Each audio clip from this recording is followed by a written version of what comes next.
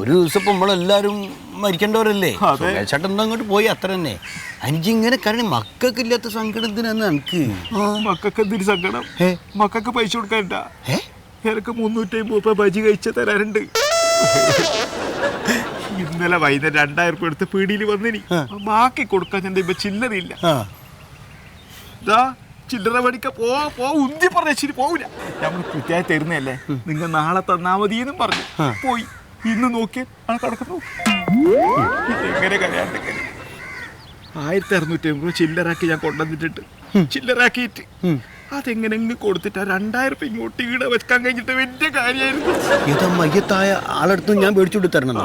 എന്ത് ഭർത്താനാണ് നീ പറയണേ? മനസ്സിലെത്തില്ല എനിക്ക്. പൈസ പോയി ഇങ്ങോട്ട് നോക്ക്. കണ്ട കാലം മുതൽ എൻ്റെ പീടിക തന്നെയാണ് 30 സാധനങ്ങൾ മുഴുവൻ വാങ്ങി തന്നത്. ആ വകയിൽ ഈ നന്നായിട്ട് ഉണ്ടാക്കിയിട്ടുണ്ടല്ലോ. അതിൽ ഈ 350 രൂപ കീച്ചാള്